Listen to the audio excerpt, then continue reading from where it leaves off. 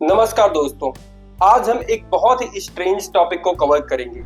If after marriage या before marriage एक child होता है जो कि वेडेड या लॉफुली हस्बैंड से ना हो, फिर उस चाइल्ड का फादर कौन होना चाहिए? वेडेड हस्बैंड या फिर real person like Pandavas? Pandavas के रियल फादर कोई और थे, लाइक अर्जुन के इंद्रा, युधिष्ठिर के धर्मराज, आल्सो नोन एज यमा। पर उन्हें पांडु पुत्र ही क्यों कहा गया? इसके पीछे एक बहुत ही स्ट्रेंज स्टोरी है जो मैं आपको बताऊंगा। जब कभी एक इंसान मरता है और उसने अपनी लाइफ में इनफ मेरिट अर्न कर रखे हो बाय डूइंग धर्मा, वो स्वर्ग में जाता है जहां पे पेन और सफरिंग नहीं होता और सारे ड्रीम्स पूरे होते हैं। और इस डिलाइट को सस्टेन करने के लिए देवों को रेगुलर इंटरवल पर अपने इटर्नल एनिमी यानी असुरों को हराना होता है। क्योंकि आपने जरूर पढ़ा होगा या फिर रामायण महाभारत में देखा होगा कि सारे ताकतवर राक्षस स्वर्ग पे ही आक्रमण करते थे और देवों की विक्ट्री डिपेंड करती थी पावर ऑफ यज्ञ पे। और इस यज्ञ को बृहस्पति, जो कि जुपिटर प्लैनेट के गॉड हैं, परफॉर्म करते हैं। और इस रिचुअल को सक्सेसफुल करने के लिए बृहस्पति को जरूरत होती है अपनी वाइफ तारा की, जो कि गॉडेस हैं स्टार की। वो उनके साइड में होनी चाहिए, तभी वो इस यज्ञ को सक्सेसफुल कर सकते हैं। पर एक दिन तारा बृहस्पति का साथ छोड़ देती हैं और वो मून गॉड चंद्रदेव के साथ भाग जाती हैं। तारा अपने एनालिटिकल हस्बैंड से तंग आ चुकी थी, जो उससे ज्यादा यज्ञ में इंटरेस्ट रखते थे। तारा को पैशनेट चंद्र से प्रेम हो गया। फिर जब यज्ञ करने का टाइम आता है तो बृहस्पति इंद्रा से कहते हैं, मेरी पत्नी वापस लाओ अगर तुम चाहते हो कि यज्ञ सफल हो, क्योंकि उनके बिना इस यज्ञ को सक्सेसफुल करना पॉसिबल नहीं है। इस पर देवता दो पार्ट में डिवाइड हो जाते हैं। क्या वो तारा को उनके पति के पास वापस लाएं, जो उन्हें merely as an instrument of ritual मानते हैं, या फिर उन्हें अपने लवर के साथ रहने दिया जाए who made her feel alive. After much debate reality ही जीतती है, क्योंकि देवता का यज्ञ तारा की हैप्पीनेस से ज्यादा इंपॉर्टेंट होता है। बिना यज्ञ के पावर के देवता धरती पर प्रकाश और वर्षा नहीं कर सकते थे। बिना यज्ञ के धरती पर अंधकार और सूखा छा जाता।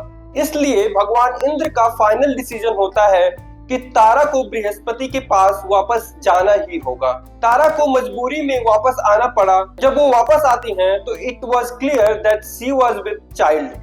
चंद्रा और बृहस्पति दोनों ही फादर होने का क्लेम करते हैं, पर तारा साइलेंट रहती हैं। सबको हैरानी तब होती है जब unborn child cried out and asked, tell me mother, which seed am I fruit, I deserve to know. जो भी वहां थे वो इससे इंप्रेस होते हैं एंड दे डिक्लेयर्ड कि ये बच्चा गॉड ऑफ बुद्धि होगा, उसे बुद्ध के नाम से जाना जाएगा।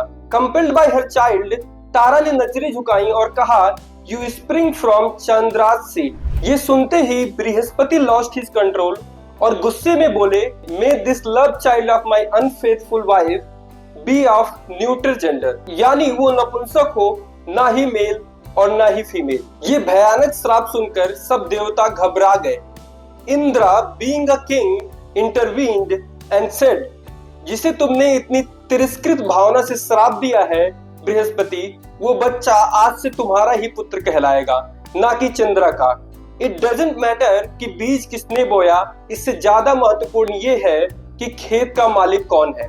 तुम तारा के लॉफुली वेडेड हस्बैंड हो, so you are the master. उसके सारे बच्चों के फादर तुम हो, जो कि शादी के बाद या पहले तुमसे या किसी और से हुए हो। तुम्हारे ही पुत्र होंगे। इस प्रकार तारा ने बुद्ध को जन्म दिया, जो कि लॉर्ड ऑफ मरकरी है, एक ऐसा रूप बदलने वाला जीव जो न पुरुष है न स्त्री। जबकि रूप से वो भले ही भावुक चंद्रमा से उत्पन्न हुआ हो, पर इंद्र के फैसले के अनुसार वो तर्कशील बृहस्पति के घर में पला।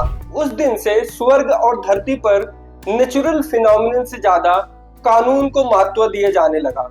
Fatherhood was defined by marriage. इसीलिए जन्मेजय के ग्रेट ग्रैंडफादर अर्जुन को भी पांडु का पुत्र कहा गया, जबकि पांडु स्वयं संतान उत्पन्न नहीं कर सकते थे।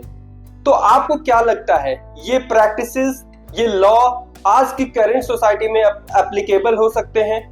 प्लीज अपने थॉट कमेंट बॉक्स में बताएं। ऑल्दो ये प्रैक्टिसेस या ये लॉ आज उतने एप्लीकेबल नहीं हो सकते हैं, क्योंकि सोसाइटी विद टाइम इवॉल्व हो चुकी है and even Lord Krishna says परिवर्तन ही प्रकृति का नियम है।